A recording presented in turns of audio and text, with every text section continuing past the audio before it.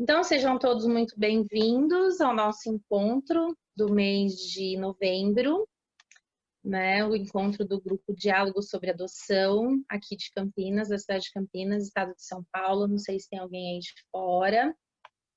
E antes da gente apresentar os nossos convidados dessa noite, a gente elaborou um texto que vai fazer parte aí dos nossos avisos de todos os encontros, para nós termos, assim, nos precavermos em questões diversas, né? Então, eu vou ler esse texto agora para vocês. Diego, você vai colocar, vai compartilhar aí na tela ou não? Só para confirmar, você vai compartilhar e eu espero você compartilhar.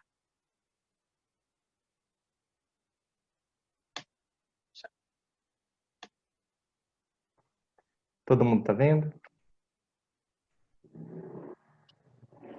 Sim. Tá bom. Para vocês acompanhando a leitura. Ah, só um minutinho, Ana, peraí. Acho que apareceu o último, Di. Agora que eu...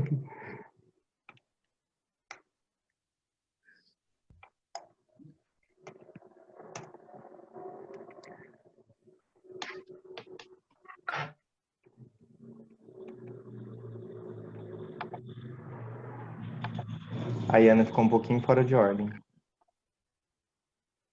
Eu vou ler então, e aí depois Sim. você pode pôr lá no chat, pode ser? Uhum. Eu vou tentar acompanhando aqui. Então tá bom. Meio na ordem. Tá joia. Então, é isso. Então eu queria compartilhar com vocês o que é a missão primeiro do nosso grupo. A missão desse grupo de apoio à adoção é promover uma cultura adotiva que garanta a prevalência do direito de crianças e adolescentes à convivência familiar e comunitária. Como uma das formas de garantir esse direito é a filiação adotiva, o objetivo primário do nosso grupo é dar suporte por meio de encontros, palestras, debates, depoimentos, orientações e esclarecimentos às famílias adotivas, aos pretendentes à adoção e à sociedade como um todo, para juntos superarmos mitos e preconceitos que envolvem esse tipo de filiação. Fazemos-nos valer da Constituição Federal e do ECA, o Estatuto da Criança e do Adolescente, em nossas atividades e, dessa forma, não toleramos qualquer ato que pratique, induza ou incite discriminação ou preconceito de raça, cor, gênero, orientação sexual, etnia, religião, procedência nacional, idade ou constituição familiar. Qualquer ato dessa natureza manifesto em nossos encontros, provisoriamente virtuais, acarretará primeiramente na exclusão imediata e definitiva do indivíduo da nossa sala de reunião e, posteriormente, por configurar crime previsto em lei, responderá criminalmente de acordo com o ato praticado, conforme o artigo 5º, inciso 42 da Constituição Federal, a Lei de número 7.716 de 1989, a Lei 12.288 de 2010 e demais tipificações do Código Penal brasileiro. O encontro dessa noite, pessoal, acontece na plataforma Zoom, com transmissão ao vivo pelo YouTube e está sendo gravado. Pedimos que desliguem seus microfones e, para sua privacidade, caso você queira, desligue sua câmera também. Contamos com a presença de 2 convidados palestrantes que irão expor de forma voluntária seus conhecimentos, experiências e opiniões sobre os quais os mesmos têm total responsabilidade. Então vamos lá, gente. A gente escolheu esse tema, né, para o encontro desse mês, porque esse mês nós temos o Dia da Consciência Negra, que é 20/11, e também porque existe uma necessidade, uma necessidade na sociedade de desmistificarmos as questões raciais no âmbito da adoção e na sociedade como um todo. E dessa forma, né, essas 2 pessoas extremamente capacitadas e com bastante experiência, não só no tópico, mas como na questão da adoção também, com grande vivência, eles 2 nos prestigiam essa noite. E são eles: a Paula Batista, jornalista, especialista em mídia, informação e cultura e mestre em divulgação científica e cultural pela Unicamp. Ela é estudiosa e educadora das questões raciais, realiza trabalhos com foco no letramento e promoção da igualdade racial. Ela criou o perfil Ser Antirracista para a divulgação de seus conteúdos sobre educação antirracista para todas as pessoas. Também é professora universitária, produtora de conteúdo, mentora de empreendedorismo e colunista de portais e blogs. Temos conosco também o Paulo Sérgio Pereira dos Santos, engenheiro, filho e pai por adoção, cofundador, ex-presidente e atual diretor financeiro e conselheiro da ANGAAD, que é a Associação Nacional dos Grupos de Apoio à Adoção. Ele é palestrante e incentivador na criação de diversos grupos de apoio por todo o país nos últimos 30 anos. É alguém que eu admiro muito, a Paula também, mas eu conheço o Paulo já de uma longa data e sou fã de carteirinha, né? Ao final da fala dos dois, nós faremos algumas perguntas que forem colocadas no chat. Então, se vocês têm dúvida, como hoje nós temos duas pessoas, né, duas falas, a gente, dependendo aí do tempo, a gente não vai abrir o microfone.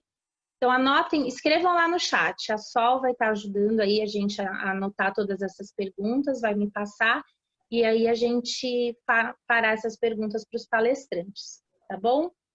Então, com a palavra agora a Paula, nossa querida Paula, seja bem-vinda ao nosso grupo e está aí os seus 30 minutos. Boa noite, gente. Valeu? Valeu.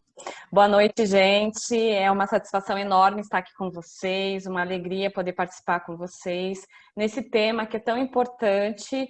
Eu agradeço o convite, agradeço também essa oportunidade de poder falar, né? O Paulo também, que está aqui e vai poder colaborar, né? Vai poder dar todo o conhecimento dele. Então, eu fiz uma apresentação aqui para que eu possa expor o conhecimento e depois a gente entra nessa parte de perguntas. Então, vou pedir para o Diego fazer aí, colocar na tela a apresentação e aí eu vou me guiar por ela. Paula, vou só pedir desculpa. Eu vou ver se a Larissa consegue compartilhar. Será que é que eu não tô? Se você me habilitar, eu consigo compartilhar aqui também. Pode. Compartilha você que eu vou adicionar aqui. Tá, só me habilitar como apresentadora que eu consigo.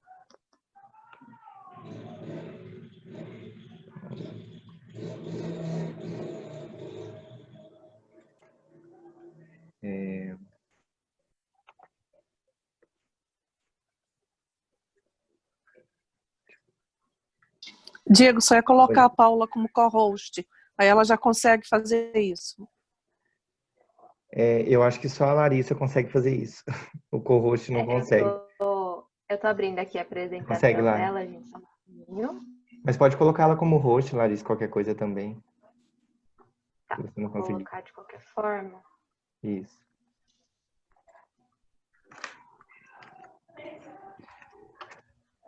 Pronto, Paula, acho que agora você consegue apresentar também, ó. Sim, consigo. Agora já tá aqui na minha tela. Sim. Então tá. Já tá todo mundo vendo? Vocês estão conseguindo ver? Perfeito. Tá certo. Então, vou começar aqui essa apresentação. A minha apresentação ela vai falar um pouquinho sobre a importância de nós sermos antirracistas e principalmente vocês que estão aí nessa jornada para adotar crianças, então, né, falar um pouquinho sobre isso. Primeira coisa, eu queria me apresentar. Peraí. Eu sou Paula Batista. Eu sou, né, já me apresentaram aí as minhas formações, mas eu gosto de me apresentar como uma ex-criança negra que se dedica a engajar pessoas. Não aviso aqui no início de todas as minhas palestras, nada do que eu falar aqui é pessoal e sim é estrutural. A gente precisa entender que o racismo ele é estrutural e ele nos pega de várias formas, de várias maneiras, então é importante que a gente entenda isso. A minha fala aqui e todo o meu conteúdo, tudo que eu estudo, ele está muito ligado à questão de como as questões raciais, elas atingem a gente na prática. Então, claro que há pessoas aqui, eu falo, né, essa fala de que há pessoas que estão mais avançadas nas discussões raciais, há pessoas que estão participando ou conversando sobre essa questão pela primeira vez, né, e tem pessoas que já estão aí no meio do caminho. Então, eu peço para que todos que estão aqui entendam, né, o momento de cada pessoa e possam respeitar também o momento de cada pessoa. Aqui é um ambiente seguro em que a gente pode fazer as perguntas, onde nós podemos trabalhar esse tema de forma segura, sem julgamentos. Então, eu peço que ninguém julgue nenhuma pergunta e também entendam que o meu conteúdo, ele é um conteúdo que eu estudei, que eu me preparei para falar aqui para vocês, e é um conteúdo pautado na vivência. Não é um conteúdo acadêmico, não é um conteúdo difícil, né? Mas é um conteúdo para que todas as pessoas possam participar dessa conversa do antirracismo. Então, iniciando aqui, a gente tem, para contextualizar historicamente sobre essa questão, nós temos uma herança, né, histórica, né? A escravidão, ela no período da escravidão, o negro era considerado uma mercadoria e nessa situação não tinha com quem competir. Pós-escravidão, foi considerado a categoria de todos, né, a igualdade de direitos, mas na verdade nunca se houve essa igualdade de direitos dentro da nossa sociedade, né? Logo que o negro foi liberto, eles não receberam terras, não tinham condições de sobreviver e mais do que isso, ele passou a ser considerado como alguém que não é apto ao trabalho, e aí vieram, né, foi feito um programa do governo, né, das instituições públicas, para que viessem imigrantes europeus, né, de outras culturas, né, e outros países, para que viessem para o Brasil para poder trabalhar. Esses imigrantes chegando aqui, eles sim ganharam terras, tinham um programa de financiamento para que eles pudessem vir, para que eles pudessem se estabelecer aqui, ter terras e ter condições de pertencer a essa sociedade, o que para o negro nunca foi dado essas oportunidades. E aí a gente vê, né, houve então uma competição totalmente injusta, baseada no preconceito e na discriminação racial, que ocasionou uma forte desigualdade entre brancos e negros na sociedade, essa desigualdade que a gente vivencia até hoje. Hoje, das consequências da escravatura, não temos dúvida de que pior que a pobreza, a miséria, o analfabetismo, a marginalização e as doenças é a perda da autovisão de valor. Então, também para a população negra, a gente convive com essa perda da autovisão de valor que a sociedade nos imprime. Então, eu trago isso como primeiro contextualizando, porque para que os pais, né, aqueles que venham ser pais de crianças negras, tenham esse conhecimento, né, tenham essa visão do que o racismo causa silenciosamente nas pessoas negras, nos corpos negros. Bom, as condições do negro pós-escravidão gerou uma massa de famílias desestruturadas e, por consequência, uma multidão de crianças negras que estão aguardando por um lar. Então, a gente precisa entender também que a questão da adoção, né, e aí a gente vai falar sobre a maior parte de crianças negras que estão aí para serem adotadas, elas fazem parte dessa estrutura racista que a nossa sociedade foi construída, onde famílias negras acabam não tendo condições de criar, né, seus próprios filhos. E é importante, quando você está nesse processo de adoção, você entender que do outro lado da ponta, né, há uma família que não conseguiu ter condições ou estrutura para garantir a vida dessa criança. E por isso, né, muitas vezes, dolorosamente, teve que fazer essa opção. Então, isso tudo também faz parte do nosso racismo estrutural. E o quanto é importante que todos nós nos engajemos nessa luta antirracista para que não haja tantas crianças assim nessa condição, para que as desigualdades, a desigualdade racial não empurre mais e mais crianças para as filas de adoção. Então, com o Estatuto da Criança e do Adolescente, né, o que antes era justificativa para abandono, né, o afastamento das crianças dos lares, a pobreza, hoje essa justificativa não é mais posta. Então, de acordo, né, com a apuração do Conselho Nacional do Ministério Público, hoje os principais motivos de institucionalização de crianças e adolescentes são a negligência, né, dos familiares, dependência química, abandono, violência doméstica, abuso sexual, e esses, né, quando são praticados pelos pais ou responsáveis.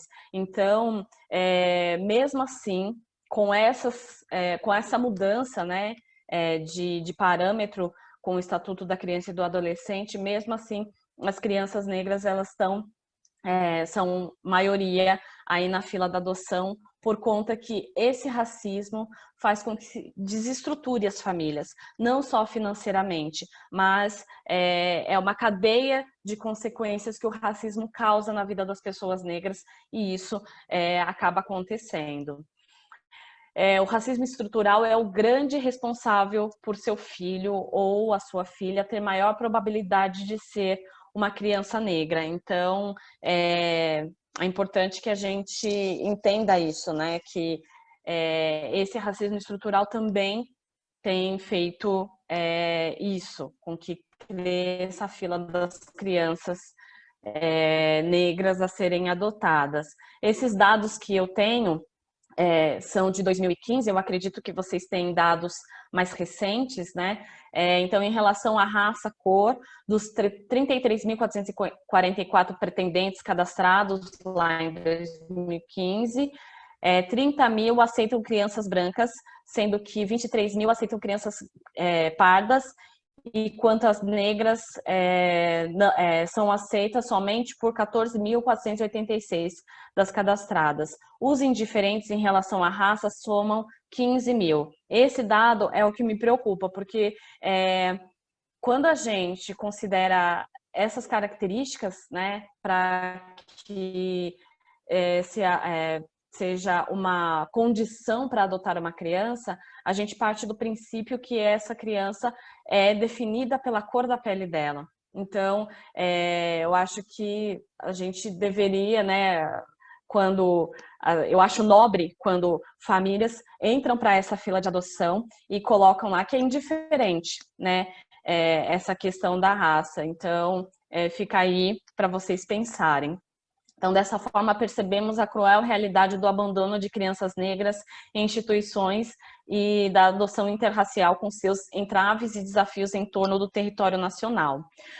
Então, há uma certa incompatibilidade, né? O que ocorre é uma supervalorização da cor da pele, como se o cidadão fosse resumido somente a essa característica, a de ser negro, ocorrendo dessa forma uma negação das bases socioculturais que são o sustentáculo da história e da sociedade.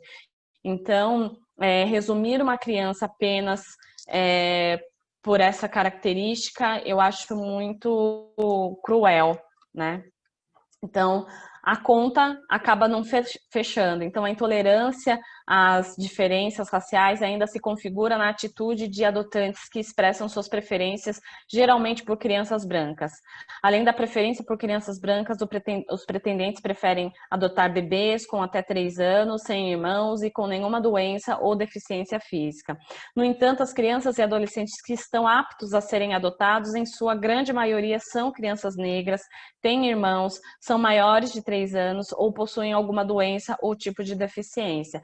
Eu acredito que essas informações vocês já têm, mas eu trago para que contextualize, né, o quanto que uma ação, a nossa ação individual, ela está deixando ali na fila da adoção, ou negligenciando, ou excluindo, né, as crianças negras da possibilidade de ter um lar.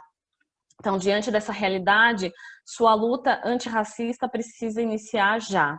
E aí eu vou trazer aqui um pouco de como ela pode iniciar. Então, o racismo é estrutural, né? Não somos todos iguais, somos todos racistas. É importante que a gente não fique nessa dualidade, eu sou racista ou eu não sou racista, eu sou antirracista, tal. porque não é assim que funciona na nossa sociedade. Nós nascemos numa sociedade que ela é estruturalmente racista. Então, esse aprendizado do racismo, ele é inevitável para todas as pessoas. Então, as pessoas estão começando a compreender que todas atuam na engrenagem que faz o racismo girar. Quando se há vontade de aprender e se engajar na luta, todo aprendizado é possível. Então, independentemente de se você nunca ouviu falar sobre isso, ou se isso nunca te despertou interesse, ou se agora suas fichas estão caindo, todo aprendizado é possível, né? A gente precisa de pessoas engajadas nessa luta e que promovam ações antirracistas. Então, nessa engrenagem, todas as pessoas negras são vítimas e todas as pessoas brancas são opressoras, né? Mesmo que ocorra de, em algum momento, uma pessoa negra vir a reproduzir o racismo, ela ainda está fazendo numa atuação de vítima, porque o racismo é contra as pessoas negras na nossa sociedade brasileira, no Brasil.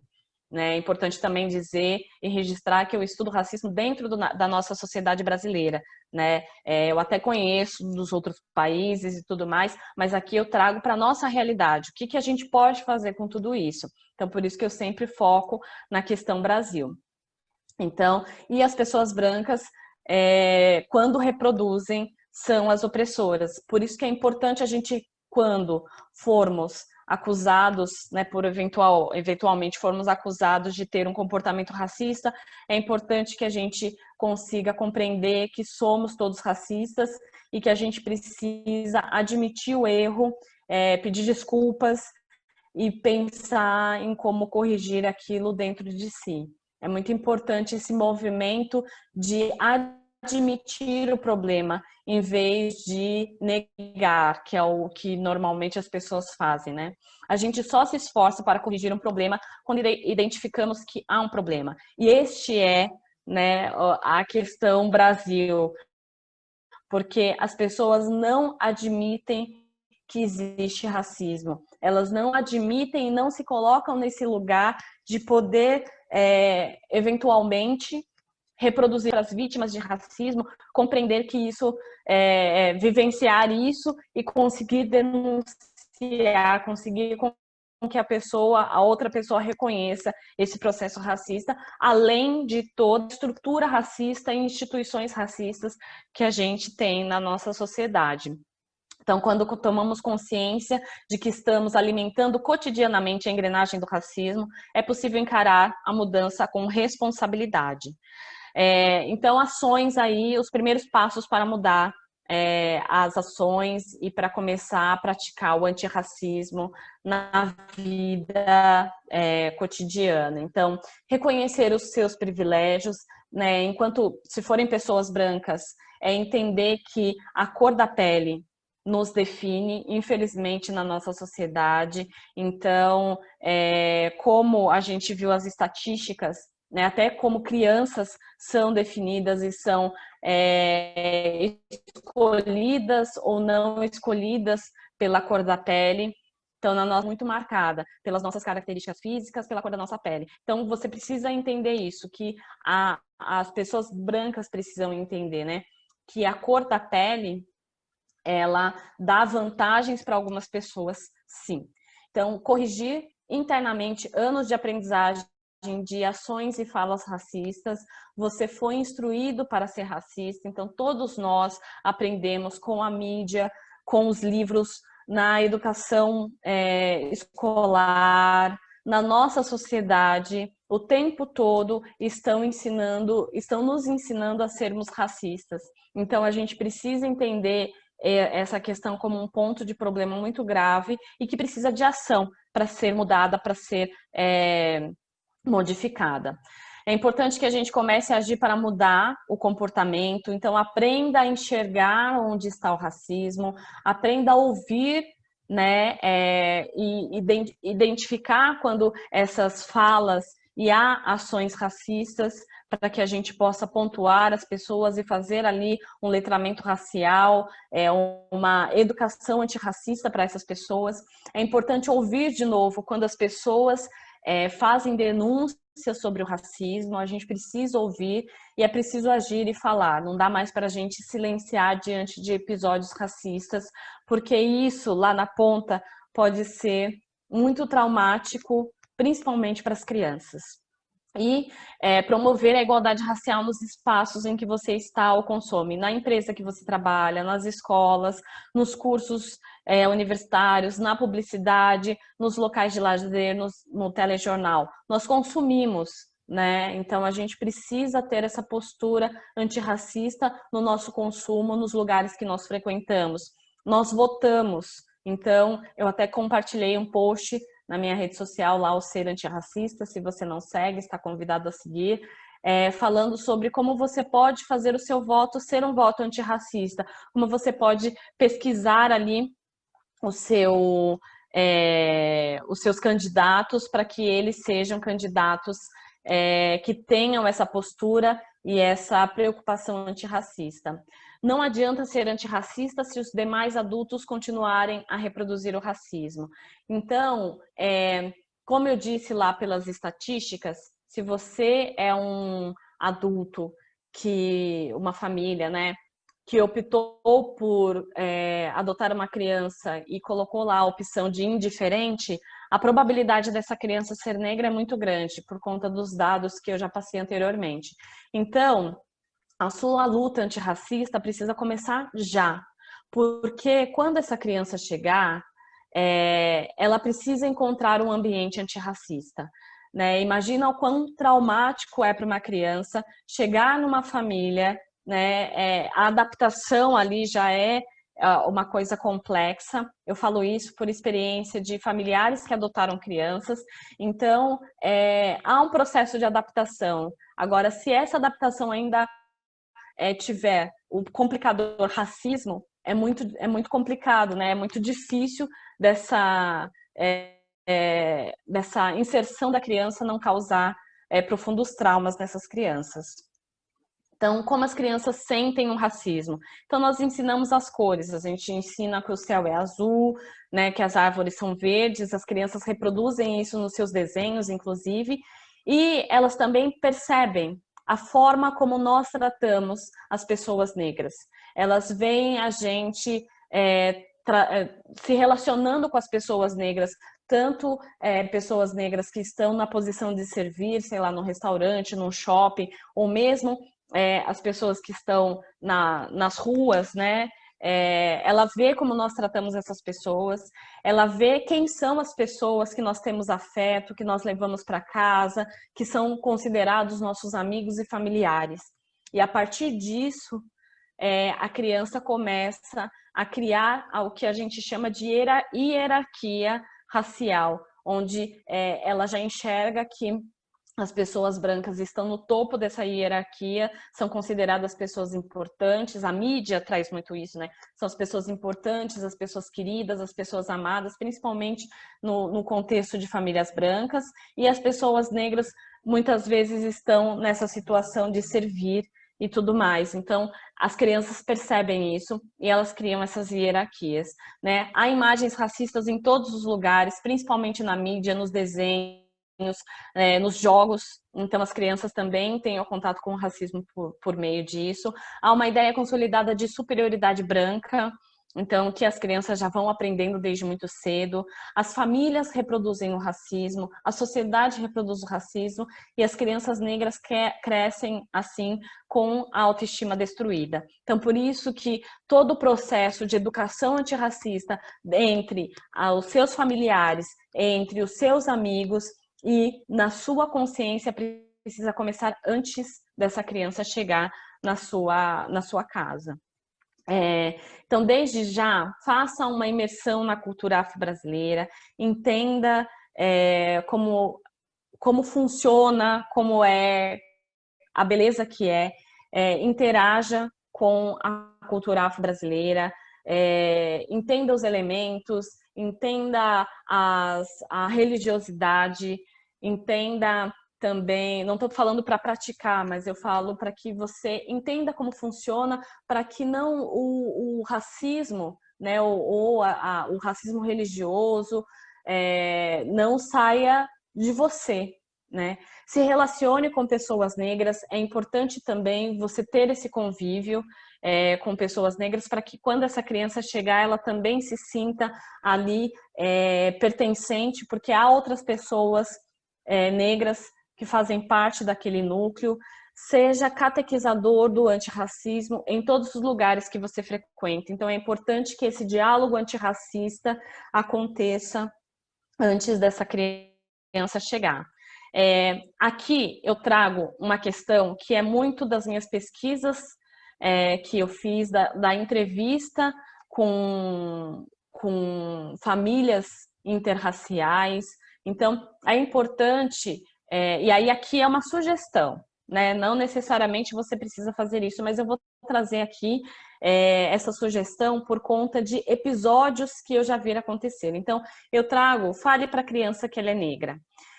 No Brasil, a gente tem o que nós chamamos de racismo de marca, que as pessoas nos consideram negras a partir das características físicas que nós temos, né? Em outros países, por exemplo, nos Estados Unidos, é a regra de uma gota de sangue. Então, às vezes, a pessoa não tem nenhuma característica negra, fisicamente negra, mas ela é considerada negra. Haja visto, por exemplo, a eleita vice-presidente dos Estados Unidos agora, que dentro do Brasil talvez ela se passasse como não negra, mas lá nos Estados Unidos ela é considerada. Mas aqui no Brasil são as características físicas que definem se uma pessoa é negra ou não. O que eu vou trazer um relato aqui rápido de o que aconteceu numa vivência que eu tive quando eu fui chamada numa escola para fazer uma mediação de um processo racista que aconteceu. Um aluno coordenou ali ataques racistas a uma menina. Ele fez um grupo no WhatsApp e ali dentro do grupo ele fazia piadas, fazia vídeos, fazia comentários, desenhos e tudo mais, agredindo essa menina negra. E aí, quando nós fomos conversar na escola sobre o que aconteceu, para ver como a família ia mediar isso, eles falaram, é muito triste que isso aconteça, principalmente porque o menino, ele é moreno, ele é adotado e ele é moreno. Aí eu investiguei lá com a criança para verificar essa criança e tal, e realmente ela era uma criança adotada. E eu não sei se os pais dessa criança tiveram essa conversa sobre que a criança é negra e que tá tudo bem e que eles o amam dessa forma e também conversa sobre antirracismo com outras pessoas daquela família.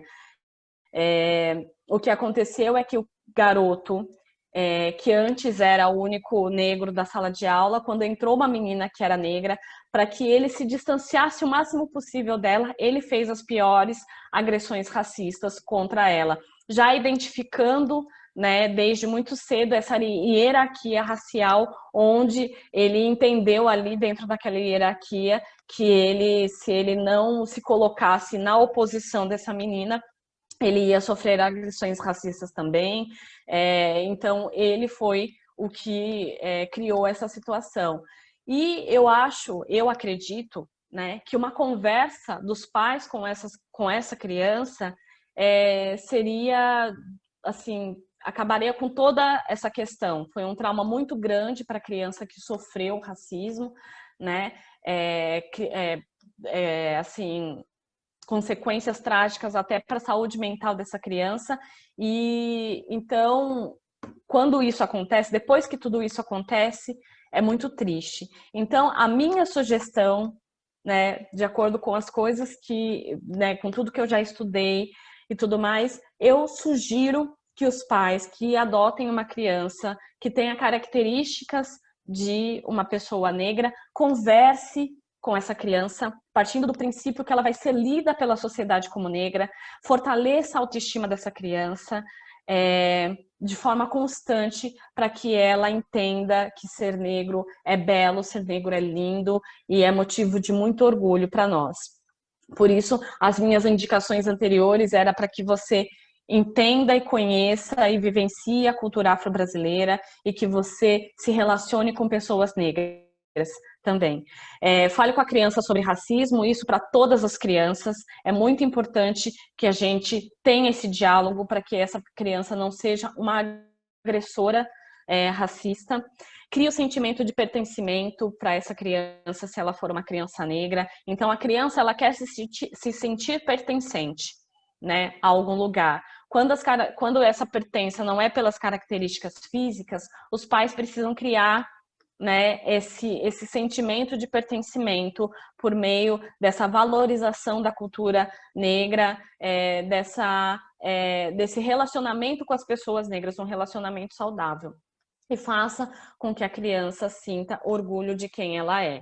É muito importante isso, a gente criar esses momentos, eu digo até sistematicamente, para que as crianças sintam isso. E claro, toda a família, né, pais, avós, amigos, precisam participar dessa valorização e criação de pertencimento da criança negra, se ela chegar aí no lar de adoção. Você precisa, então, ser antirracista para garantir que a sua criança não sofra agressões racistas no próprio núcleo familiar, para que o racismo não empurre mais crianças para a condição de adoção, né, mais crianças negras para essa condição de adoção, e para diminuir as desigualdades entre brancos e negros no Brasil. Só essas 3 justificativas eu acho que são motivos suficientes para você se engajar na luta antirracista. Eu tenho 2 cursos disponíveis online que vocês podem se inscrever, que é o curso da série Ser Criança Negra e tem para fortalecimento, para aprender como fortalecer a autoestima da criança negra, para conseguir identificar ali quando crianças negras estão sofrendo episódios de racismo, como que a gente pode atuar nessa questão. E para pais de crianças brancas, tem a série Ser Criança Antirracista, que é um conteúdo para ensinar as crianças brancas a serem antirracistas, a lutarem contra o racismo também na nossa sociedade, que é construída e pautada a partir do racismo. É claro, começar a ensinar essas crianças o que é o racismo e aí partir para educar. Se as crianças e adolescentes considerados de alguma forma abandonados não fossem discriminados em decorrência de seus traços raciais, não haveriam tantas crianças em instituições acolhedoras, pois dessa forma teriam elas muito mais chances de encontrar uma família que lhes proporcionassem o afeto e a proteção que necessitam.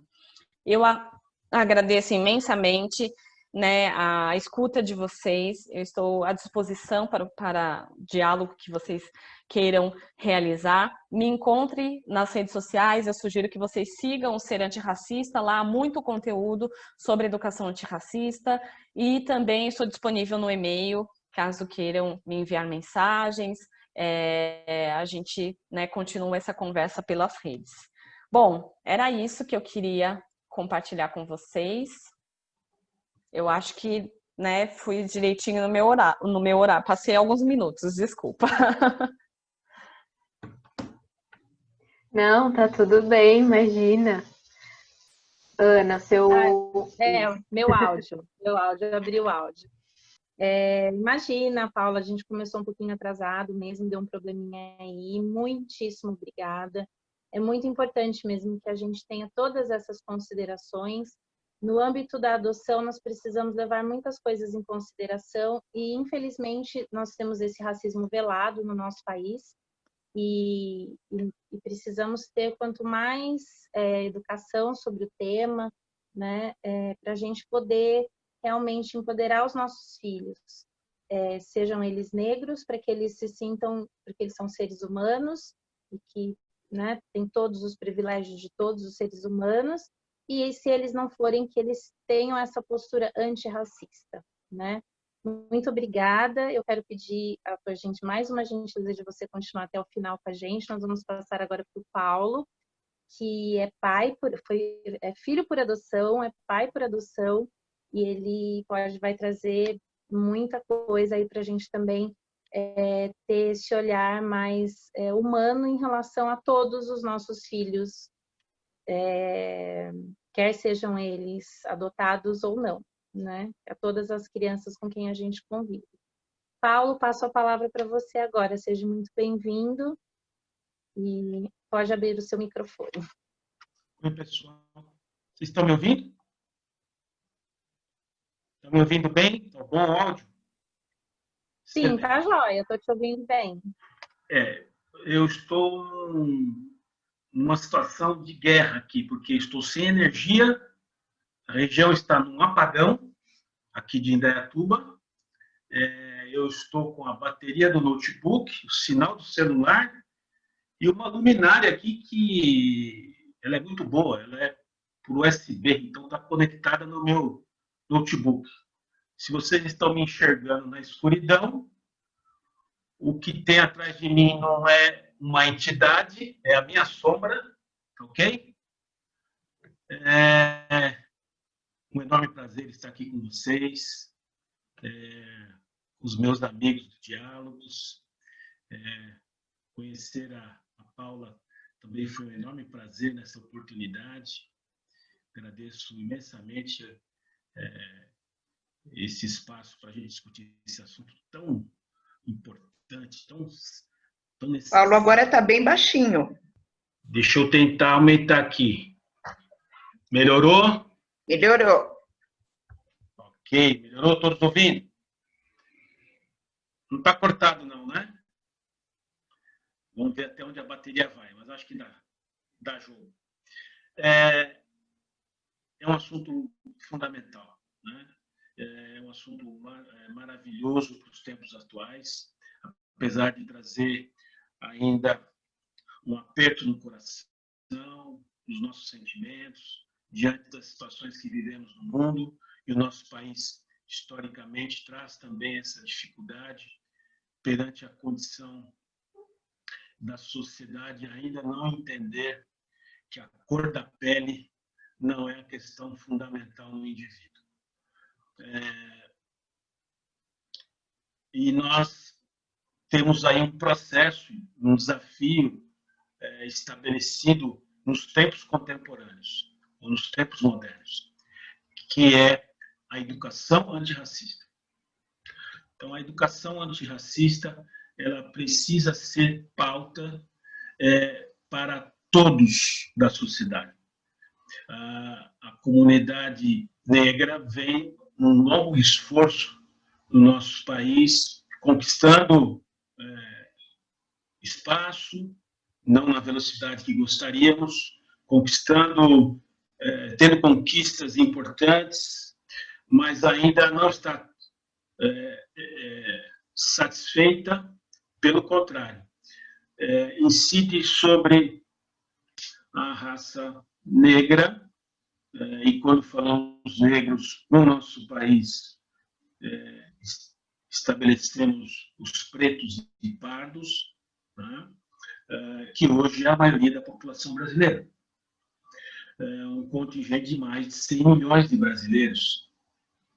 Veja que os Estados Unidos, ao qual nós estamos nos últimos tempos aí com foco pelos movimentos da comunidade negra, da sociedade norte-americana, particularmente pelos afro-americanos, com todo esse processo eleitoral,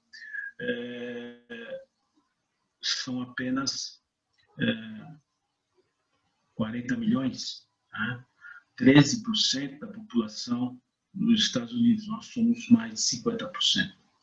Então, veja a importância do nosso processo histórico, o que representa esse contingente de pessoas no nosso país e que realmente precisamos intensificar essa provocação para estipar, em definitivo, o que os historiadores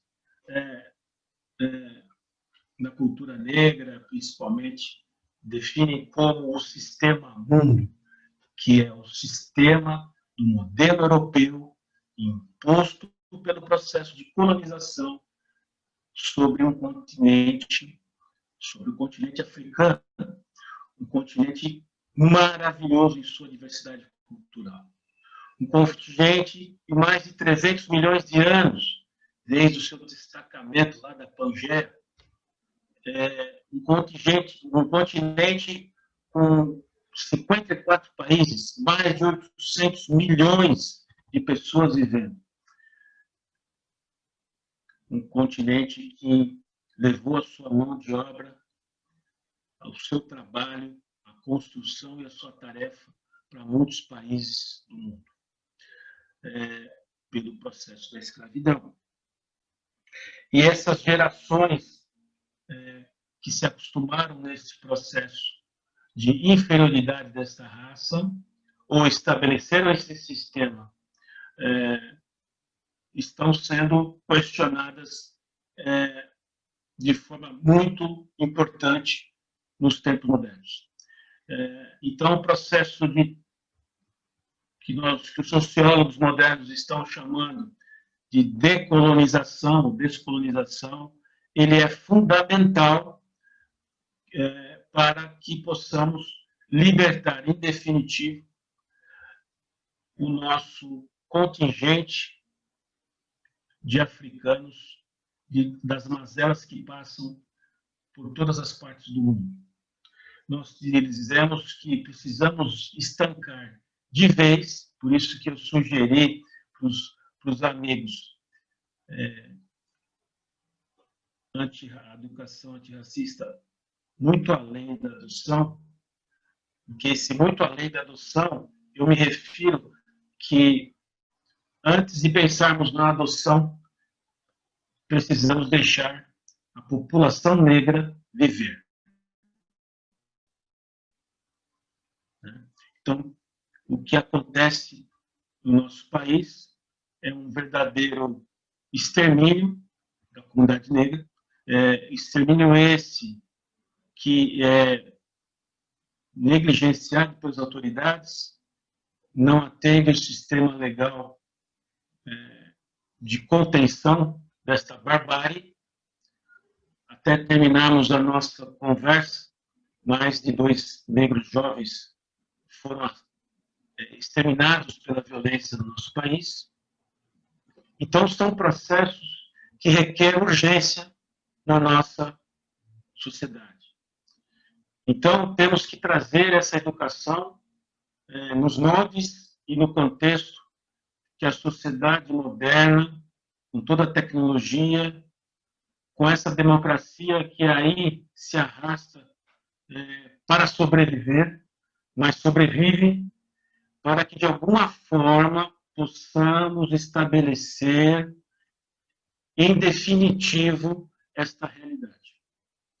Então, não podemos fugir desta questão de que isto é um assunto da comunidade negra. Não, isso é um assunto da sociedade brasileira como um todo.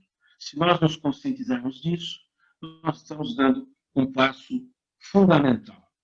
É preciso estabelecer alguns critérios e reviver alguns critérios importantes. Os negros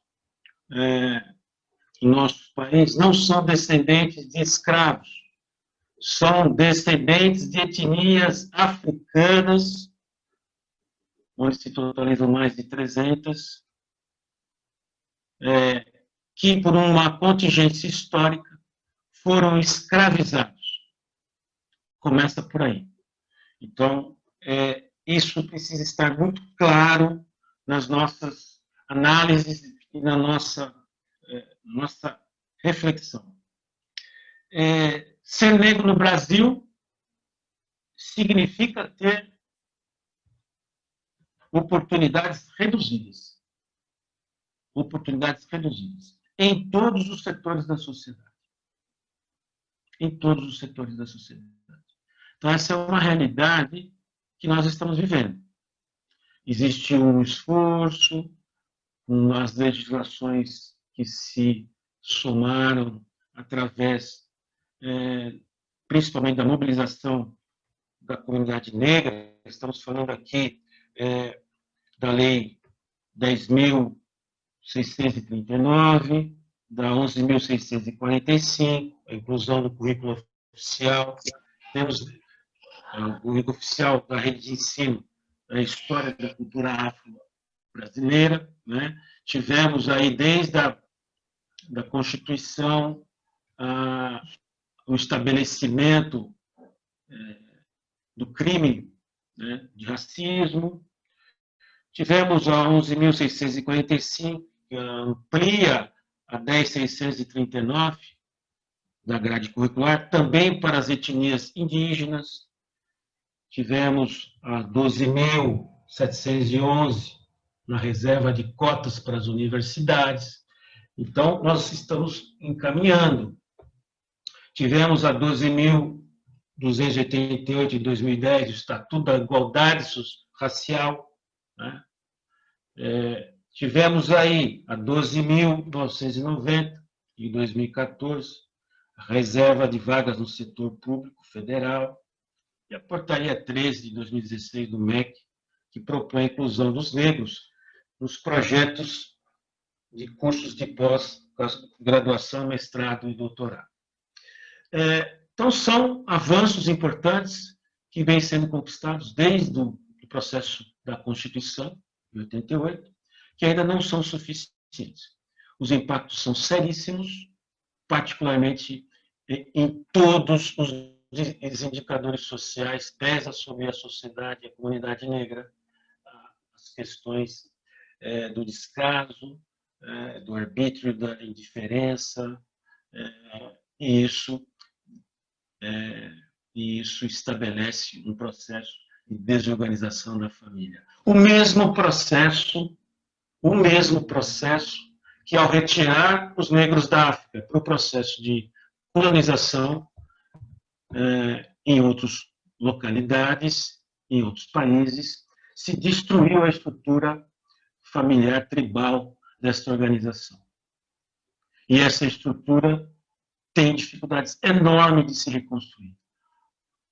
A realidade do negro, quando chegou no nosso país, e bem estudamos isso nos nossos bancos de escola, a separação das mulheres, das crianças, dos homens, né, colocando em lugares distantes, a mistura de tribos, inclusive tribos que não tinham a mesma conexão. Enfim, foi feita uma verdadeira destruição do processo familiar, organizacional da comunidade negra africana. E isso, ao longo do século, se arrasta para uma estruturação difícil, complicada, complexa, sofrendo todos os reflexos. Estou dizendo tudo isso porque, quando focamos na situação da adoção propriamente dita, temos que levar em consideração todo esse processo histórico. Temos que levar em consideração que, ao se buscar uma adoção interracial, ao se buscar uma adoção de crianças que estão hoje, na sua grande maioria, institucionalizadas da etnia afro, os afrodescendentes sofrem porque essa dificuldade de colocação em família impacta exatamente nesse processo de desorganização da família. Então, em sua grande maioria, estamos falando de 60%, 70%, entre 60% e 70% dessas crianças instituídas da etnia africana. Então, acho que nós precisamos estar conscientes de que, ao buscar um processo de construir uma família pelas vias da adoção, incluindo a possibilidade de uma adoção interracial, ou seja, ela de qualquer etnia, precisamos ter a consciência de que, como pais, como pretendentes, desde o seu início, que o respeito a essa etnia, a manutenção desses vínculos com a sua cultura, com a sua estrutura étnica, social, é de fundamental importância para esse indivíduo na sua sustentação de identidade. Então, isso tem que ser uma análise, um conceito basilar do pretendente à adoção, que ingressa na condição de uma adoção interracial.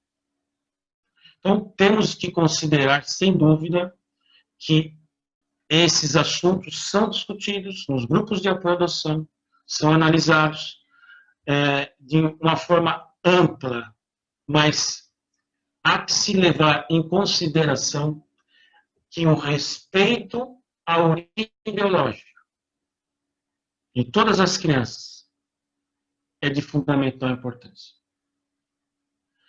Existe uma tendência, e nós buscamos trabalhar os pretendentes para entender essa questão de forma bem clara, de que o pretendente, um pai, quando se torna pai adotivo, em apagar o seu histórico. Ele chegou na minha família, meu filho, né? Ele tem agora o que ele precisa, um lar, estrutura social, irmãos, pai e mãe, família extensa. A história dele já não lhe pertence mais. Um erro gravíssimo. Primeiro, que nós precisamos entender que as conexões das vias biológicas, elas são imutáveis. Essa criança vai levar essas vinculações para o resto da sua vida. Hoje já existem teorias nas mais variadas áreas do conhecimento, mostrando que essas vinculações precisam ser trabalhadas, precisam estar sobre um contexto de análise permanente e de adaptação à realidade. E, por conta disso, nós encontramos ainda uma série de equívocos, onde lá o rapaz, a garota, o garoto, quando se descobrem da sua identidade, buscam aquilo que não tiveram, ou buscam aquilo que estão dentro de si, mas não está dentro da sua realidade de vivência social. Então, acho que essa realidade nós precisamos aprofundar.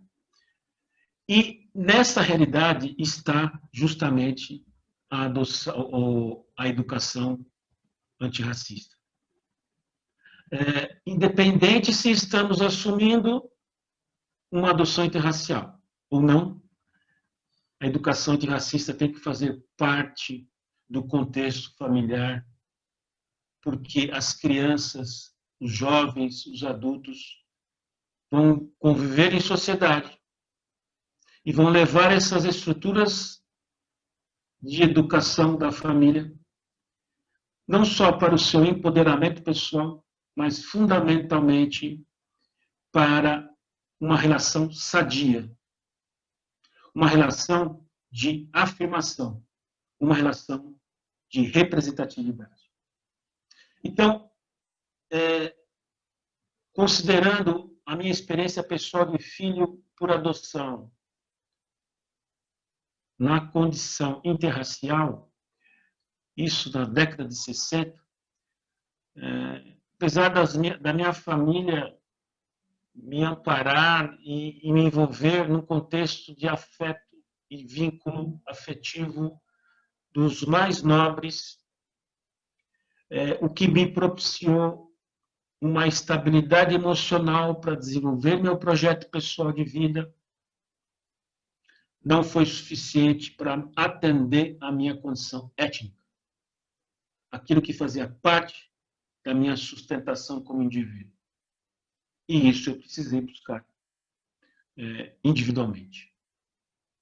Então, os meus pais, década de 60, traziam ainda todo esta força do equívoco social racista estabelecido de forma velada, mas devidamente estruturado, até como um arquétipo vivo, onde o negro era a figura da inferioridade. E isto eles lutaram muito, né, para me colocar em pé de igualdade, não só no contexto familiar, mas fundamentalmente no contexto social. Então, imaginem o desafio para, numa década de 60, uma família interracial sobreviver na sociedade paulistana de classe média, onde não se havia o contexto do filho adotivo, e sim a criança pega para criar. Então, o filho adotivo veio lá na frente, né? Isso fez com que muitos dos episódios fossem de enfrentamento familiar, não só com a família extensa que se dividiu na aceitação, mas também nas relações fora da família. Então, este exemplo serviu nitidamente para me posicionar que, no meu processo de planejamento familiar, no meu processo de projeto de vida individual, sem dúvida alguma, a afirmação e a representatividade se fazia necessária. Então, é de fundamental importância que nós entendamos que os nossos filhos terão que conviver com esta realidade. Não dá mais, e não está sendo mais suportado esse pensamento por um contexto importante da sociedade. O negro tem o seu papel fundamental na sociedade de oportunidades a serem conquistadas. E ele está buscando esse espaço. Felizmente, hoje exemplos como esse da Paula e de muitos outros jovens que se capacitaram, que estão assumindo posicionamentos, não só nas redes sociais, mas no seu contexto de vida, no seu contexto familiar, vem alavancando um novo pensamento. E é essa esperança que nós depositamos para esse processo de transformação. O que pensamos para as gerações futuras são pessoas que pensem diferente. E a questão antirracista, a educação antirracista, é papel fundamental, ou é processo fundamental para que as pessoas se transformem em termos de ideias, em termos de conhecimento, em termos de consciência. Então, como falamos na consciência negra, que será saudada no próximo dia 20, Zumbi dos Palmares representou para a sociedade brasileira, não só para a comunidade negra, a resistência, a resiliência, a necessidade de se persistir num ideal, mesmo nas condições adversas. Vejam, uma criança que tem a sua família, e aí existe uma discussão entre os historiadores desses fatos em si, mas uma criança que tem a sua família dizimada no quilombo, é levada aos 7 anos para a cidade preservada da sua vida, e um pároco, um padre o acolhe em sua localidade, em sua igreja, e retorna ou lhe propõe uma educação, lhe propõe estudos, lhe propõe toda uma alfabetização, mas a sua origem fala mais alto, a sua cultura e seu povo fala mais alto, e entre os 14 e 15 anos ele retorna para o quilombo e se torna um grande líder. Líder para manter aquele processo de busca à libertação, líder para se manter o processo de resistência à questão negra africana que deveria ser preservada. Luta com seus parceiros, mas não consegue superar toda a imposição que a sociedade na época colocava sobre este povo. Então, esta resistência traz para nós uma consciência de que, realmente, o caminho é esse. O caminho de vencer as dificuldades, mas não sem luta, mas com consciência. Então, Zumbi traz este exemplo para toda a sociedade brasileira. Filho de uma mãe também guerreira, de uma avó guerreira, rainha, princesa congolesa. São histórias belíssimas que fazem parte do cenário do povo brasileiro. A lembrança de Zumbi traz a esperança para muito dessas crianças instituídas no nosso Brasil, também negros e afrodescendentes, desprovidos do direito de conviver em família por essa sociedade ainda injusta.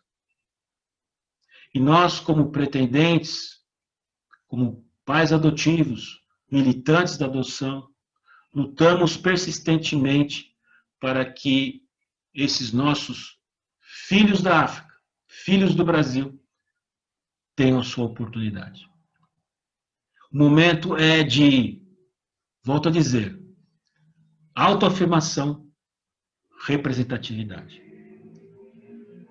O que eu traria de reflexão é que, num processo eleitoral que vamos viver agora no próximo final de semana, em vez de darmos atenção se o Biden vai assumir com a anuência do Trump, que estejamos atentos para que os negros do país ou do nosso país possam buscar a sua representatividade. Tão necessária, tão emergente. Então, que olhemos para a nossa nação, que olhemos para as nossas crianças, que adotemos a educação antirracista como processo da nossa vida, para ensinar os nossos filhos a igualdade, para ensinarmos aos nossos filhos que viver com qualquer tipo de etnia, particularmente nesse país colorido que é de fundamental importância. Então, estejamos preparados não só como pais adotivos, mas como cidadãos, para termos essa realidade presente no nosso dia a dia, na nossa vida. Não há mais espaço para o racismo na mente humana. Este é o mundo que nós queremos aí para frente. Eu gostaria de deixar, não sei se estourei meu tempo, se ainda está no tempo, para as questões, eu deixei para falar apenas desta realidade que nós precisamos buscar, né, em termos de consciência, mas me coloco à disposição para responder as questões que venham de vocês, para entendermos isso com mais profundidade. Muito obrigado. Nós é que agradecemos, Paulo. Tem algumas perguntinhas que surgiram aí no chat, eu vou abrir para a Soraya, que é da nossa organização, ela estava prestando atenção aí. Sol, pode fazer a pergunta. Deixa eu abrir meu microfone. A primeira pergunta que teve, ela foi feita por Ederson. Ele quer saber, ele pergunta o seguinte: irei adotar uma criança negra ou preta. Existe um termo correto? Ainda nessa mesma pergunta, Vanessa fez o comentário, né? Falando sobre que ela também ela compartilha dessa dúvida. Que ela sempre ouviu que preto é cor e que negra é raça, mas que agora ela percebe que está sendo usado de maneira diferente. Ela está pedindo uma explicação.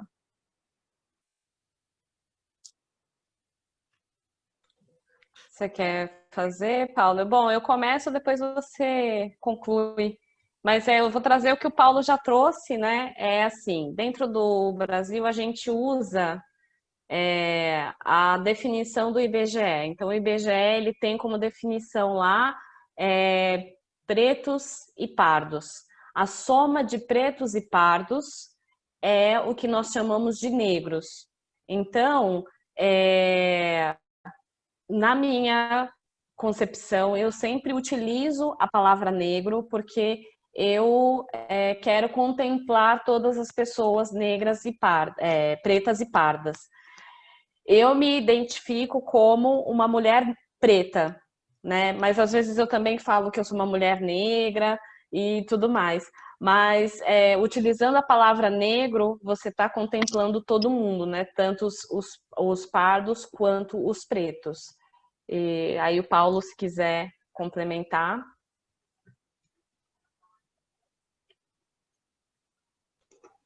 Não, está perfeito. Na verdade, isso se confunde um pouco com a própria denominação que os afro-americanos também utilizam, né? Da cor. O afro-americano usa a cor, que é o black, por conta que a palavra nigger, para o americano, ela é pejorativa, ela é ofensiva, né? A comunidade afro-americana entende como pejorativa. Mas eu também fico com a classificação IBGE, negros, pretos e pardos.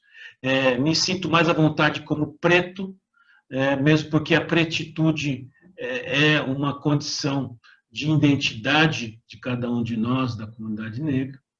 Então, a questão da pretitude é um conjunto de caracteres e vivências que faz parte desta identidade e precisa ser preservada.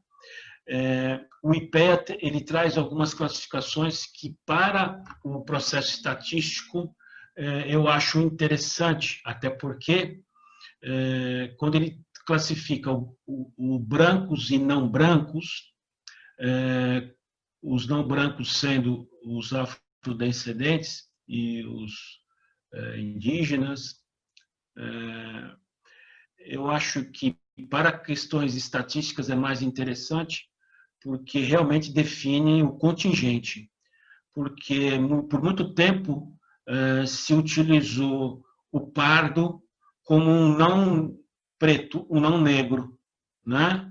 Para determinadas intenções ou estatísticas e não se estabelecer a maioria. Mas hoje está muito claro isso. Negros, pretos e pardos. Eu acho que essa deve ser a classificação utilizada. Eu só queria complementar uma coisa, que no nosso país essa questão é de autodeclaração. Então, é a própria pessoa que vai dizer se ela é negra, preta, parda ou como ela definir. Eu trago, né, trouxe na minha fala que a gente fazer essa educação antirracista com as crianças negras, de trazer essa concepção de que elas poderão ser lidas como crianças negras, eu trago isso, mesmo que no futuro ela venha se autodeclarar de forma diferente, é porque o racismo não perdoa. O racismo não pergunta se você se autodeclara como negro ou não. Então, por isso que eu faço essa sugestão. Mas, no nosso país, a questão de cor e raça é uma autodeclaração. Muito obrigada, Paulo. Muito obrigada, Paula. A próxima pergunta é minha. É o seguinte, é uma pergunta diretamente para Paulo, que ela é mais de cunho pessoal. Na sua experiência enquanto filho por adoção interracial e pai, quais são os erros comuns a serem evitados e as boas práticas para criar filhos antirracistas? Daria uma outra live, né? Um assunto desse, essa discussão é extremamente abrangente. Mas a verdade é que o que acontece, esse é um processo que está em construção. As famílias negras de um passado recente, principalmente na nossa nação, pouco discutiam essa questão, infelizmente. Até por uma questão de sobrevivência, pela imposição de uma série de situações onde a inferioridade era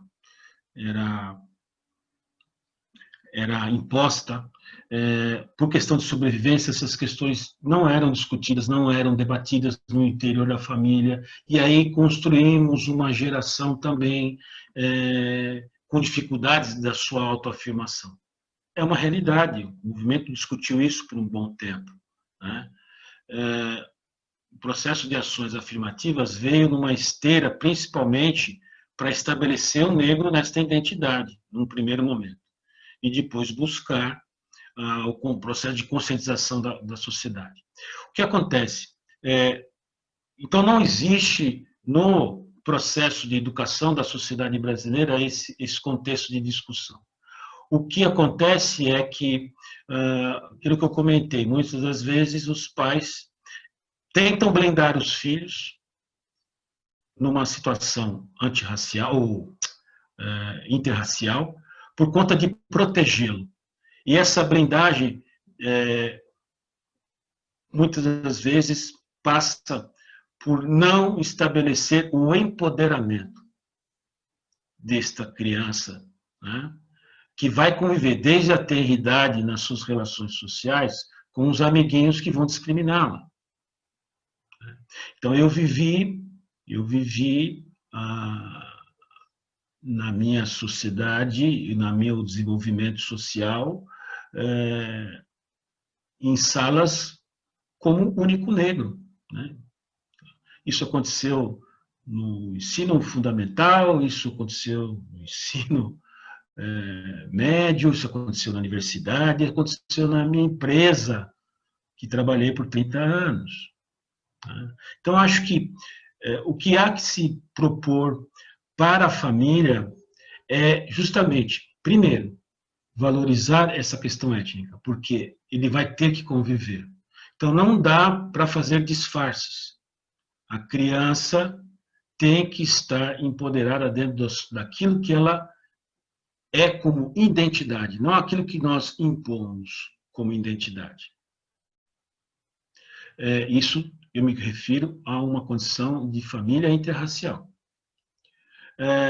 Então, acho que não há possibilidade de apenas blindar.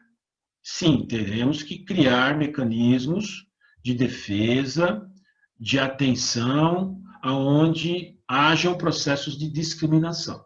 Por outro lado, ela precisa estar consciente no seu contexto familiar de que ela, primeiro, é aceita na sua integralidade, sem disfarces, né? Segundo, que ela vai ter condição de levar isso para fora como um elemento de segurança e como um elemento da sua autoestima, em primeiro lugar, e da sua identidade. Então, o que não se deve fazer, se pergunta, justamente é isso, criar disfarces para uma realidade onde ele vai ter que conviver de forma diferente. Então, a família precisa entender que não é a adaptação da criança à sociedade, é a adaptação da sociedade em relação a uma realidade de convivência interracial.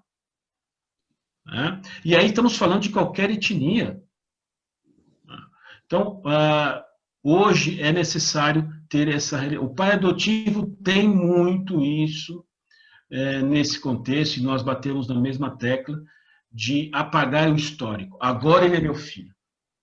Né? Agora ele está sob segurança. Não, ele é seu filho sim, mas de uma origem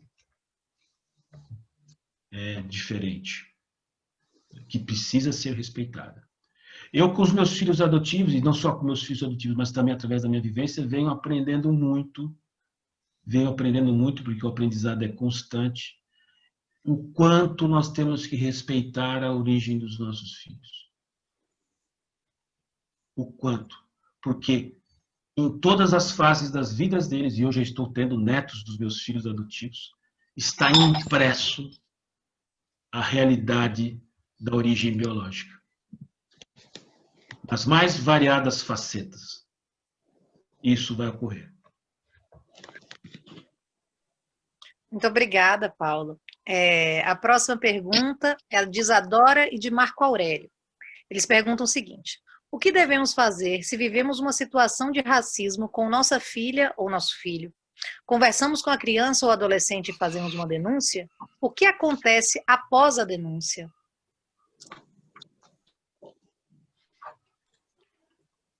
Pode começar, Paula, se você quiser, depois eu... Não, eu já estou falando muito. Pode falar, Paula, por favor. Olha, assim, eu sou chamada para mediar esse tipo de conflito e eu digo que eu não gosto. A minha sugestão é que faça a educação antirracista ser como o oxigênio para que todo mundo que esteja ao redor não tenha comportamentos racistas com a criança. Porque depois que uma atitude racista é feita com a criança, é muito complicado, principalmente se for outra criança ou um adolescente. Como é que a gente vai falar em punição? Por exemplo, nesse caso, eu vou dar o exemplo, né, desse caso que eu fui mediar nessa escola que esse aluno esse aluno adotado fez as agressões racistas, né? Bom, a escola, todo mundo se omite. Então fala que as crianças estavam brincando, que não era sério. A escola fala que foi dentro do celular deles, nós não temos controle. O professor fala, não foi na minha aula. Os pais falam, é coisa de criança. E a vítima fica ali sofrendo aquilo. Imagina num contexto de sala de aula em que ela precisou continuar convivendo com o agressor e o agressor, qualquer coisa que esse agressor fazia, né, ou que as crianças que participaram daquele grupo do WhatsApp riam, ela já imaginava que era dela. Então, a coisa só complicou. A escola, a atitude que a escola escolheu tomar foi reunir os professores em uma reunião, onde os professores assinaram uma lista de presença, e eles falaram que se acontecesse novamente na sala de aula desses professores, os professores iam ser demitidos por justa causa e que eles tinham assinado ali que estavam cientes daquela nova situação. Então, né, nada foi feito, a vítima teve que ser transferida de escola para que ela pudesse dar continuidade aos estudos, mas com um trauma muito grande, teve que tomar remédio para depressão. Assim, é tudo muito complicado. Só que no nosso país tem uma questão que o racismo é institucional. Então, as instituições de direito, elas também agem de acordo com o racismo. Se você for hoje fazer uma denúncia de racismo, provavelmente eles vão enquadrar como injúria racial. E principalmente porque o racismo, como o Paulo disse, né, ele é velado, ele não é discutido na nossa sociedade, é muito difícil de caracterizá-lo. Só mesmo a pessoa que sofre, ela consegue identificar que isso foi um processo racista que ela vivenciou. Então, assim, a minha sugestão é que, se isso acontecer, é importante chamar os pais dessas crianças, conversar. Se for num contexto de escola, é importante que toda a escola faça um trabalho de educação antirracista, se ainda não faz. Não pode ficar restrito apenas dos alunos envolvidos naquela situação. É importante que aquilo aconteceu, é uma doença que se alastra pela escola inteira, então tem que ser tratado toda a comunidade escolar, pais, funcionários, crianças, né, educadores, todo mundo precisa trabalhar a educação antirracista, porque diferentemente do bullying, né, que muitas vezes é praticado de criança para criança, o racismo ele é praticado contra a criança negra pelos professores, funcionários, alunos, pais de alunos contra a criança negra. Então, é preciso fazer um barulho para que as pessoas aprendam pelo barulho. Eu não sei se pelos caminhos judiciais isso se resolva, mas é preciso fazer barulho até para que a criança vítima sinta que foi feita a justiça, sinta que alguma coisa foi feita, senão ela entende, né, que nada é feito e que ela pode sofrer essas agressões. Paulo, você vai complementar alguma? não foi tão perfeita a colocação. Eu só uma coisa que eu acrescentaria só é o seguinte: nós como pais, e aí não falamos pais negros, não, pais que acreditam nesse processo de construção para o extirpar do racismo da nossa sociedade, precisamos invadir as escolas. Precisamos invadir o corpo docente, precisamos levar a mensagem, precisamos conversar sobre racismo, adoção, né? Minha filha acabou de passar nesse ano por um processo de discriminação vinda de uma coleguinha, um bullying que ocorre de forma muito comum nas escolas, né? A criança, mulher negra, adotiva, né? Então, veja, todos os ingredientes para sofrer ainda essa questão. E nós negociamos com a escola, estamos negociando com a escola. Em troca disso, nós, além da orientação da coordenadora, nós queremos um espaço para conversar sobre o assunto, dos dois assuntos, adoção e racismo. Estamos reivindicando isso e a escola está abrindo esse espaço. Então, eu acho que nós precisamos nos envolver com todos os espaços possíveis. A escola, a universidade, ela precisa estar atenta a todos os detalhes, a todos os processos. Estou vendo aqui a nossa amiga Silvana. Bem-vinda, Silvana, totalmente engajada neste processo, dando uma fortaleza para essas discussões no dia a dia. É discussão de dia a dia. Racismo é discussão do dia a dia. Enquanto estivermos incomodados, precisamos discutir. É o que eu falo. A comunidade afro-americana, em pouco espaço de tempo, num número muito menor, fez um barulho enorme ao longo dos últimos anos. Conseguiram conquistas, porque também tiveram um diferencial, um melhor acesso em percentuais à educação. Então, esse é um processo que tem que acontecer no nosso país. Eu tenho uma pergunta, Paulo. Desculpa, alguém ia falar? Eu, Ana, ia fazer uma pergunta rapidinho antes. Posso? Eu acho que era bem rapidinho. Pode, claro. Gente, como a gente estava falando até agora, vocês mesmos falaram, a gente vive um racismo velado. Isso é incontroverso. E muitas vezes, no nosso discurso, nas nossas falas, a gente diz coisas que são racistas e às vezes a gente nem sabe que está sendo racista, né? Eu, no escritório que eu trabalho, a gente tem um grupo de estudos antirracista, então eu consigo buscar informação, perguntar o significado de algumas coisas. Mas aonde a gente consegue encontrar informações confiáveis? Aonde a gente pode buscar mais esse conhecimento? No meu caso, eu tenho um grupo, mas e para quem não tem? A gente está abrindo aqui esse espaço, mas e para o resto dos dias? Onde a gente pode buscar essa informação? Mergulhar na literatura do movimento. Temos aí um contingente maravilhoso de pessoas, começando lá por Milton Santos, passando por professora Nilma, professora Petronília, professor Cabenguele.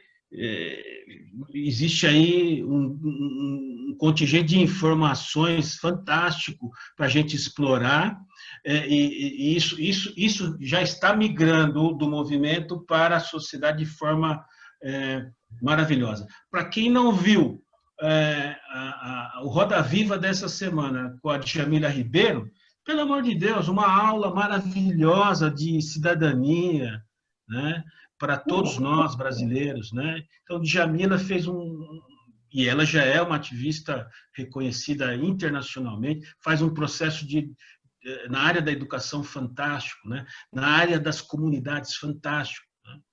Então, eu acho que o material está aí. E com esse processo hoje de tecnológico, né, de acesso a conteúdo, inclusive pelas redes sociais, hoje nós temos um material fantástico. Recolher isso, abrir debates, nos espaços sociais. Nós precisamos fazer happy hour discutindo isso, né? Tomando a cervejinha, comendo a carninha, discutindo essas questões, né? Eu acho que isso é maravilhoso. Precisamos fazer, como faziam os antigos, os saraus literários, os saraus de discussão política. Nossa sociedade, no passado recente, era altamente politizada. Então, acho que é isso. Esse material está em abundância, disponível aí. Podemos... Paula, por favor, acho que você pode se comprometer a trazer a relação aí para o grupo, desde a literatura infantil, né, que também está sendo desenvolvida de forma muito fantástica, até as estruturas do conhecimento mais profundo. Eu tenho... Bom, eu deixei aqui o link dos cursos, os 2 cursos que eu fiz, criei justamente para que os pais tivessem esse conhecimento. Tem esse livro que é maravilhoso, Como Ensinei o Racismo para os Meus Filhos, do Ney Lopes. Tem diversos livros disponíveis. Lá no Ser Antirracista eu falo desse assunto todos os dias, então tem posts lá que vocês vão poder aprender, vão poder compreender melhor. Sobre literatura infantil, lá no link da bio do Ser Antirracista tem a Afroteca, a primeira edição da Afroteca, que é um PDF que tem mais de 100 títulos de livros com protagonismo negro. Então você clica lá para baixar, gratuitamente você baixa a Afroteca.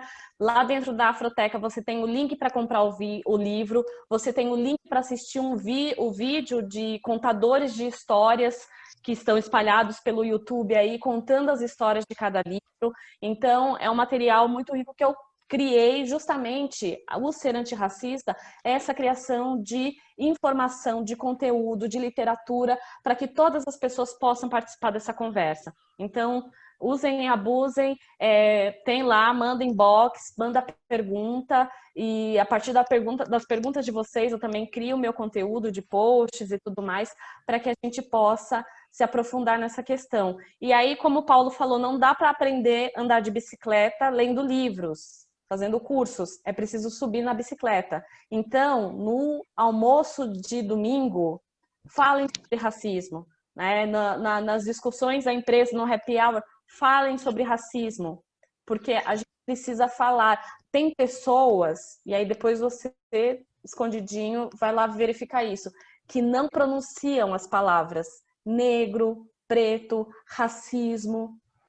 Você já pronunciou essas palavras? A gente precisa falar, né? Ouça você falando essas palavras para que você possa se acostumar com essa linguagem e poder ser antirracista na prática. Eu costumo dizer, minha mãezinha, falecida há 2 anos, até pouco tempo antes dela retornar para um mundo melhor, ela falava a pessoa de cor. Eu falava, mãe, pelo amor de Deus, mãe, a única cor que a senhora está falando é preta. Não, mas eu não gosto. Então ela tinha aquela dificuldade de entender o contexto, né, do que ela vivia. Mas era tanto carinho, tanto afeto que ela desprendia, que se superava até em relação a essas questões. Por quê? Porque nós vivemos por muitos anos naquele imaginário que o nosso país vive o mito da harmonização das raças, da harmonia das raças, né? Um mito. Não existe essa harmonia, né? Existem diferenças brutais, existem desigualdades brutais que precisam ser totalmente retificadas, né? Então, acho que esse processo é um processo em construção, mas que espaços como esse que nós estamos aqui aceleram e muito a conscientização. Eu tenho uma pergunta que pode ser um pouquinho polêmica, Paulo e Paula, né? Mas se o pessoal, a gente não se alongar muito, o pessoal querer me matar, né? A questão no próprio perfil, né? Eu entendo quando as crianças são abrigadas, né? São destituídas do poder familiar, enfim, que a gente precisa se saber aí pelo IBGE, né? Uma questão estatística que tenhamos lá os brancos, os negros, os pardos, né? Mas quando nós, pretendentes, preenchemos a ficha, né? Já não é um ato racista nós termos lá os itens. Prefiro criança branca, enfim, né, as preferências ali. Vocês não encaram isso como um ato racista? Porque eu não encaro aquilo como um formulário. Né? Quando eu vou preencher um formulário, se eu sou sexo feminino, masculino, o que eu sou, né? Meu nome, parará, branca, tal. Sei lá, por questões estatísticas. Mas no próprio perfil dos candidatos, né? Ou vocês acham que é melhor ter, até que a gente trabalhe muito bem essa concepção das pessoas, da sociedade, enfim. O que vocês acham sobre isso no próprio cadastro? Bom, eu vou falar, eu não tenho muito conhecimento profundo sobre isso, mas assim, se nós vivêssemos numa sociedade onde ela não fosse pautada pelo racismo, talvez isso não fosse necessário. Mas eu acho que até no intuito de proteger as crianças negras de um lar opressor, é que se tem esse formulário dessa forma. Eu penso dessa forma, quando nós avançarmos enquanto sociedade, numa mentalidade onde o racismo não seja estrutura, talvez a gente consiga, enquanto civilização, enquanto seres humanos, passar dessa etapa, mas infelizmente a gente ainda está nessa situação primitiva, que eu acredito. O que o Paulo acha? Sem dúvida alguma, Ana, racista sim, é um formulário racista. Isso você classificou bem. Já foi pior, tá? Eu tenho um livro de uma colega nossa, que foi funcionária do Tribunal de Justiça, e ela escreveu Lutas Negras, desse formulário, né? E esse formulário trazia uma gradação de cores, de preto claro, preto escuro, pardo claro, pardo escuro, quase que uma paleta de cores fazia parte do formulário de cadastramento lá no passado, aqui no Tribunal de Justiça de São Paulo. Felizmente, isso foi sendo retirado. Eu acho que ainda é uma incapacidade nossa de lidarmos com a situação. Eu acho que nós poderíamos, sim, proteger as nossas crianças de uma forma já numa educação antirracista perante a esses pretendentes, e é isso que nós trabalhamos nos grupos de apoio à adoção. Infelizmente, é o que tem para hoje, mas nós estamos atentos a isso. Isso vai mudar. Isso vai mudar. Porque a partir do ponto dos relatos e das experiências no pós-adoção, a sociedade brasileira vem mudando o seu perfil, não na velocidade que nós gostaríamos, mas vem aceitando mais crianças negras para fazer parte do contexto familiar. Isso tudo vai se transformando. Eu entendo que poderia ser diferente, sim. Poderia ser diferente. Mesmo porque elas estão lá, né? E teve uma época que a sociedade não aceitava. Os estrangeiros vinham e levavam essas crianças. Hoje a coisa começa a se mudar, mesmo porque a adoção internacional está caindo, os brasileiros estão assumindo esse perfil, né? Então, acho que existe essa possibilidade, sim, de nós trabalharmos até num curto espaço de tempo para melhorar essas classificações. Muito obrigada.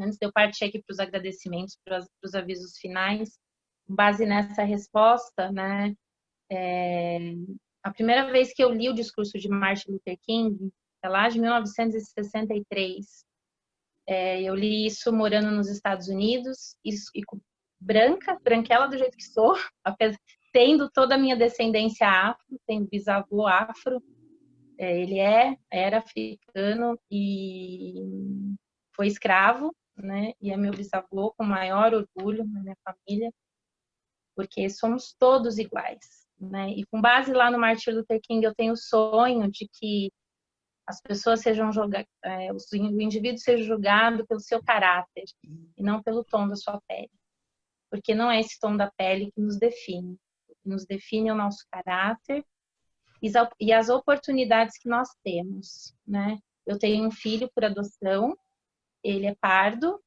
e o que nós tentamos passar para ele é que ele jamais julgue ninguém pela aparência, mas sim pelo caráter e pelas atitudes que essa pessoa tem. E todos nós carregamos uma história, né? E infelizmente a história das crianças que nós temos nas nossas instituições ou famílias acolhedoras passam pelo racismo que elas sofreram muitas vezes, né? Então, a luta da adoção, a nossa causa da adoção, ela inclui a luta antirracista. E todos nós hoje aqui, que nos propusemos a estar aqui, que a gente tenha isso como uma pauta mesmo. Nós levemos adiante isso para que nós fortalecemos as famílias que cheguem até nós, né? Para que elas possam fortalecer. Todo tipo de família possa ser fortalecida. Porque toda família que está dando um lar, que está dando uma estrutura para o indivíduo, ela precisa ser respeitada, né? Então, eu quero agradecer muitíssimo em nome do grupo Diálogo sobre Adoção. É um grupo que quer dialogar. A gente não vê a hora de voltar para o presencial, para podermos estar ali pessoalmente, podermos dar uma lembrancinha do grupo para os nossos palestrantes, né? Esse seria o nosso momento.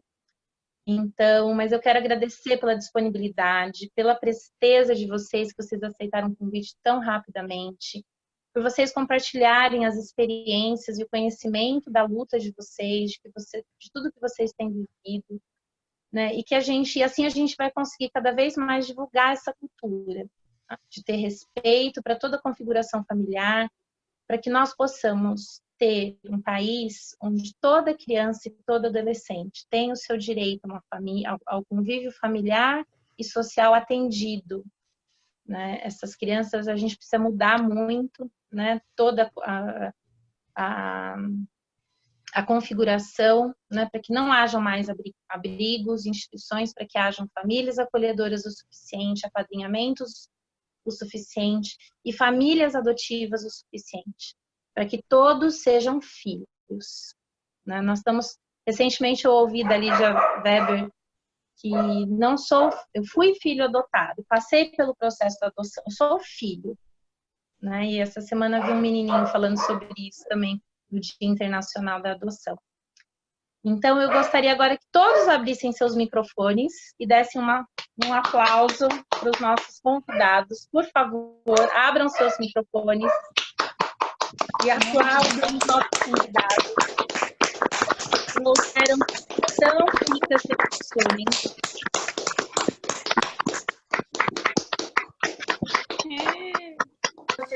reflexões. Reflexões que vão nos ajudar a termos uma sociedade melhor, a termos filhos que são antirracistas, independente da cor da pele deles, né?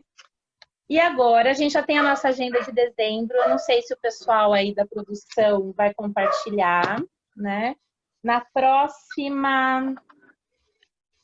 No próximo dia 1 de dezembro, o nosso grupo completa oficialmente. Eu não estive lá, eu cheguei esse ano, né, no meio da pandemia, mas eu falo nosso grupo porque eu me senti tão bem acolhida por vocês e eu gosto muito de estar aqui, podendo contribuir para aquilo que eu acredito que é ter uma atitude adotiva, que é o que o nosso mundo precisa. Então, no dia 1º de dezembro, um grupo de pessoas, há 2 anos, né, estava lá constituindo esse grupo e nós vamos ter um encontro com a presença do Dr. Luiz Schettini Filho, falando sobre pedagogia da adoção, criando e educando filhos adotivos. Né? Excelente. E no dia 9/12, nós vamos ter o nosso próximo encontro mensal, que tem como tema nossos diálogos sobre adoção em 2020. Nós vamos fazer meio que um resumão aí de tudo que a gente aprendeu. Então, todos estão mais do que convidados, né? Nós agradecemos a todos por estarem conosco até agora o final. E muito mais obrigada, Paulo e Paula, e eu, Ana Paula. Que noite de Paulos e Paulas, né? Fazendo a mediação desse encontro. Larissa, você gostaria de falar alguma coisa? Está com o seu microfone aberto. Queria agradecer também a Paula e o Paulo. Eu acho que é um assunto mais do que importante a gente falar, o que a gente estava falando agora. A gente tem que abrir espaço para discussão, a gente tem que falar.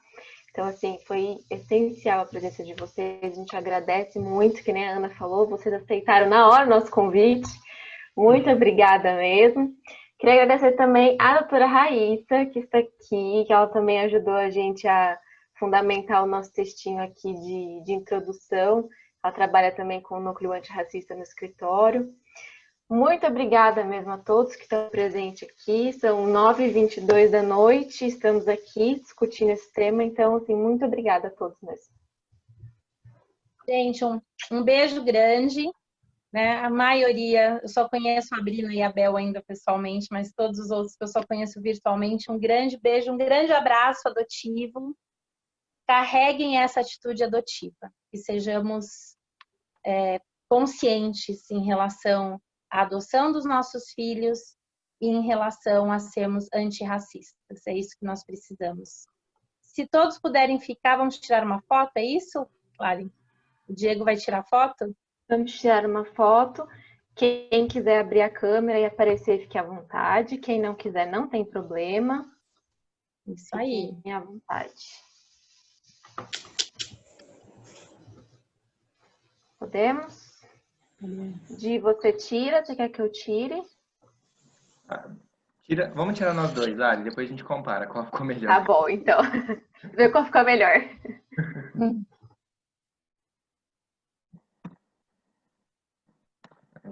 Pronta? E fomos. Conseguiu, Di? Não, peraí. Vamos lá, sorrindo de novo, então. Aí. Deixa eu ver se foi. Eu consegui aqui. Queria deixar um forte abraço aqui para a doutora Silvana do Monte. Eu não a conheço pessoalmente também, mas a conheço desde a época do Orkut. Eu troco mensagem com ela, da época que eu estava começando a entrar no mundo da adoção. Muito obrigada por ter nos prestigiado hoje à noite também. A todos. Uma boa noite, queridos. Foi um prazer, né? Beijo grande para vocês, gente. Boa noite. Beijo, boa noite. Boa noite, gente. Boa noite. Beijo, pessoal. Obrigado, viu, pela oportunidade. Valeu, é sensacional. A gente que agradece. Valeu, Paula. A gente que agradece. Paula, um Obrigado. beijo grande.